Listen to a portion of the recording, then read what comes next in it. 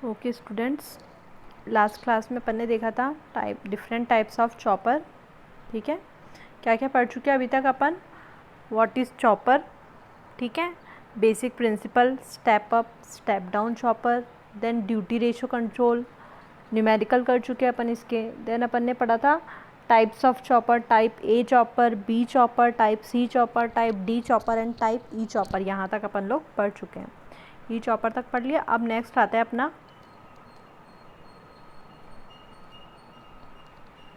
Chopper control of separately excited DC motor. ठीक है, chopper control of separately excited DC motor. तो अपन को क्या करना है, डीसी मोटर है उसको चॉपर से कंट्रोल करना है, मतलब उसको एज ए मोटर भी वर्क करवाना है, उसको as a regenerative braking mode में भी वर्क करवाना है, उसको एज ए डायनामिक मोड में भी वर्क करवाना है। तो डिफरेंट मोड में उसको वर्क करवाना है। तो chopper control of separately excited DC motor. अब यहाँ देखो किस तरह से अपन ने सर्किट कनेक्ट किया है कि अपन फर्स्ट देख रहे हैं उसका मोटरिंग मोड। मोटरिंग मोड में क्या किया, ये आपकी सप्लाई है, ये आपका चॉपर है। चॉपर कोई भी एज ए स्विच ले सकते हैं। अपन ने यहाँ पे एक थायरिस्टर ले लिया है। तो चॉपर ये हो गया आपका SCR, then free wheeling diode, ये हो गई आपकी डीसी मोटर। डीसी मोटर को आप किस तरह से कनेक्ट कर सकते हैं? डीसी मोटर को आप ऐसे रिप्रेजेंट कर सकते हैं, एक रेजिस्टेंस, इंडक्टर और बैक EMF, इनका सीरीज़ कॉम्बिनेशन से इस तरह से आप इसको रिप्रेजेंट कर सकते हैं डीसी मोटर को। तो DC motor, free wheeling diode, chopper और सप्लाई वोल्टेज, ये हो गया आपका। अब मोटरिंग मोड में किस तरह से वर्क होगा, देखो फर्स्ट केस चॉपर अपन ने ऑन किया, ये चॉपर इस तरह से ऑन हो गया, तो सप्लाई अपनी इस तरह से फ्लो होगी, इस तरह से अपनी सप्लाई फ्लो होगी।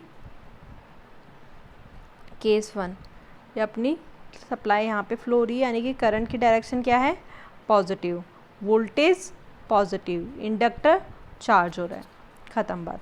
सेकंड केस देखो, आपका चॉपर ऑफ हो गया, चॉपर ऑफ हो गया तो क्या होगा, इंडक्टर डिस्चार्ज होगा थ्रू दिस पाथ। ठीक है, तो करंट पॉजिटिव, वी नॉट की वैल्यू 0, इंडक्टर डिस्चार्ज, ये 2 पॉइंट हो गए। दोनों ही केस में आपकी करंट पॉजिटिव थी, वोल्टेज पॉजिटिव था, तो ये हो गया आपका first quadrant mode of operation. Wave form देखते हैं। सप्लाई वोल्टेज अपन कांस्टेंट सप्लाई वोल्टेज प्रोवाइड कर रहे हैं। आउटपुट वोल्टेज देखो, जब जब आपका चॉपर ऑन है, ये चॉपर ऑन है तो आपको आउटपुट वोल्टेज मिलेगा। जब आपका चॉपर ऑफ हो गया तब तो ये क्या हुआ, शॉर्ट सर्किट हुआ इस तरह से, तो तब नहीं देखना है। तो ये supply voltage short circuit, supply voltage short circuit, इस तरह से। आउटपुट वेवफॉर्म देखो, फर्स्ट केस में इंडक्टर चार्ज हो रहा है, सेकंड में डिस्चार्ज हो रहा है। तो वैसे तो अपन किस तरह से वेवफॉर्म बनाते थे, चार्जिंग डिस्चार्जिंग, चार्जिंग डिस्चार्जिंग, लेकिन यहाँ पे अपन बोलते हैं कि इंडक्टर की वैल्यू बहुत ज़्यादा हाई है, तो अपने पास पावर क्या है, एकदम कंटिन्यूशन में अपन को इस तरह से स्टडी पावर मिलेगी, स्टडी करंट की वैल्यू मिलेगी। तो अपन इसको इस तरह से ड्रॉ करते हैं। सप्लाई करंट देखो, जब आपका चॉपर ऑन होगा तभी आपकी सप्लाई करंट फ्लो होगी, जब आपका चॉपर ऑफ हो गया तब तो सप्लाई करंट फ्लो ही नहीं हो पाएगी। तो सप्लाई करंट कब कब ड्रॉ करनी है, जब जब आपका चॉपर ऑन है, यहाँ पे इस तरह से। फ्री व्हीलिंग डायोड की जो करंट है वो कब फ्लो होगी, जब आपका फ्री व्हीलिंग डायोड ऑन होगा, यानी कि जब चॉपर ऑन है तब तो ये करंट आएगी नहीं पिक्चर में, जैसे ही आपका चॉपर ऑफ हुआ तभी ये करंट फ्लो होगी, यानी कि इस वाले पार्ट में फ्री व्हीलिंग डायोड की करंट फ्लो होगी। तो इस तरह से आपको ये डायग्राम बनाना है, क्वाड्रेंट बनाना है, वेव फॉर्म बनानी है। अब देखते हैं अपन इक्वेशंस पे, इक्वेशन कैसे लिखेंगे। देखो केस 1 व्हेन चॉपर ऑन है, तो ये पूरा की पूरा वोल्टेज लोड के अक्रॉस मिलेगा। तो अपन क्या लिख सकते हैं, supply voltage equals to voltage drop across resistance plus voltage drop across inductor plus EMF, ये पूरा voltage this equals to this. ये क्या हो जाएगा IR, ये हो जाएगा आपका LdI/dt, ये हो जाएगा आपका E। तो VS इक्वल्स टू दिस, इस तरह से अपन लिख सकते हैं। तो ये हो गई अपनी फर्स्ट इक्वेशन। फर्स्ट इक्वेशन बोले तो जो अपना 0 से लेके T ऑन वाला टाइम है, 0 से लेके T ऑन वाला टाइम है, उसमें अपन क्या लिख सकते हैं कि VS equals to IR plus LdI/dt plus V, इस तरह से अपन ये लिख सकते हैं। ये लिख दिया इसने IR plus LdI/dt plus E equals to 0। ठीक है, अब क्या कह रहा है ये सेकंड केस देखो, T ऑन से लेके T, जब अपन ने चॉपर ऑफ कर दिया, चॉपर ऑफ कर दिया इस वाले पीरियड में, तो क्या होगा, इसके अक्रॉस जितना भी वोल्टेज ड्रॉप है, ये यहाँ पे शॉर्ट सर्किट हो गया, ये डायोड ऑन हो गया, तो RI plus LdI/dt plus E equals to 0 हो जाएगा। तो सेकंड केस आपका बन जाएगा ये। अब देखते हैं ड्यूटी साइकिल क्या हो गया। ड्यूटी साइकिल क्या होता है, duty interval divide by T. Duty interval कैसे डिफाइन करोगे आप, वो वाला टाइम लेना है आपको जब आपका लोड और जब आपका लोड आपकी सप्लाई से कनेक्ट हो, या आपका लोड आपकी सप्लाई से जब कनेक्ट होगा वो होगा आपका ड्यूटी इंटरवल। तो कब कनेक्ट था ये लोड, जब अपना चॉपर ऑन था, तो टी ऑन टाइम, तो T on divide by T हो जाएगा आपका ड्यूटी साइकिल।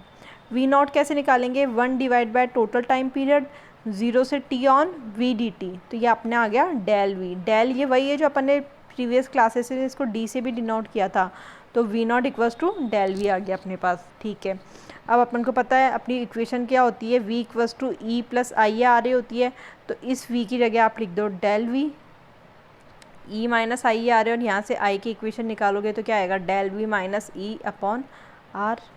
ठीक है, इस तरह से अपन ने करंट की इक्वेशन निकाली। अब ऐसे ही अगर आप स्पीड की निकालना चाहो तो स्पीड कैसे लिख सकते हैं अपन, E equals to K omega, तो omega equals to E upon K, और ई को आप क्या लिखोगे, del V minus I A R A divided by K, ये लिखोगे आप। इस आर ए की वैल्यू को भी आप रिप्लेस कर सकते हो, कैसे, टी इक्वल्स टू होता है के आई ए सेपरेटली एक्साइटेड में, फ्लक्स तो कांस्टेंट होता है, तो इस आई ए को रिप्लेस कर दो आप टी अपॉन के से, तो आपकी इस तरह से ये स्पीड की एक इक्वेशन आ जाएगी। ठीक है, ये हो गया अपने पास। फिर अपन ने आर्मेचर करंट की जो स्टैंडर्ड इक्वेशन होती है, जो अपन लेक्चर में पढ़ेंगे इसका पूरा डेरिवेशन, तो ये इक्वेशन लिख दिया अपन ने, आर्मेचर करंट की value during T on period and this is during T of period. ये पूरा हो गया आपका मोटरिंग मोड की डेरिवेशन, डायग्राम। ठीक है, वेव फॉर्म। अब सेकंड आता है आपका रीजनरेटिव ब्रेकिंग। रीजनरेटिव ब्रेकिंग के केस में क्या होगा आपका, रीजनरेटिव ब्रेकिंग होती क्या है, पहले तो ये देखो कि अपनी करंट की इक्वेशन कैसे लिखते हैं अपन क्या लिखते हैं, V equals to E plus I R A. तो यहाँ से आई ए इक्वल्स टू कितना आ जाएगा, V supply voltage minus back E M F divided by armature resistance.